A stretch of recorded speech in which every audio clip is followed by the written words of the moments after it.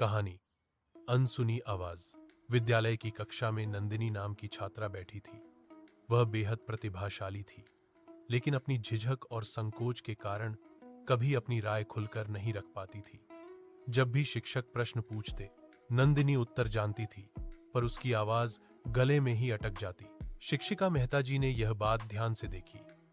उन्होंने समझा कि नंदिनी को केवल ज्ञान नहीं, बल्कि आत्म अभिव्यक्ति की जरूरत है।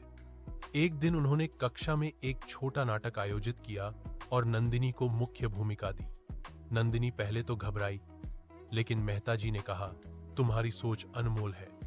अगर तुम उसे दुनिया तक नहीं पहुंचाओगी तो उसका मूल्य अधूरा रह जाएगा। नाटक के दिन नंदिनी ने साहस जुटाया। उसने मंच पर खड़े होकर अपनी पंक्तियां बोली। उसकी आवाज पहले धीमी थी, पर धीरे धीरे आत्मविश्वास से भर गई।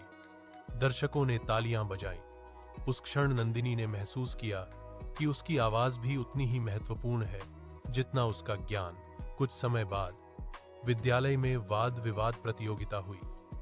नंदिनी ने भाग लिया और अपनी स्पष्ट सोच और आत्मविश्वास से प्रथम स्थान प्राप्त किया। मेहता जी ने गर्व से कहा, ज्ञान तभी पूर्ण होता है जब उसे साहस के साथ व्यक्त किया जाए। नंदिनी मुस्कुराई और बोली, गुरुजी, आपने मुझे बोलना सिखाया। अब मैं जानती हूं कि मेरी आवाज भी मेरी पहचान है। उस दिन से नंदिनी और मेहता जी का रिश्ता केवल शिक्षा का नहीं रहा, बल्कि आत्मविश्वास और अभिव्यक्ति की शक्ति का प्रतीक बन गया।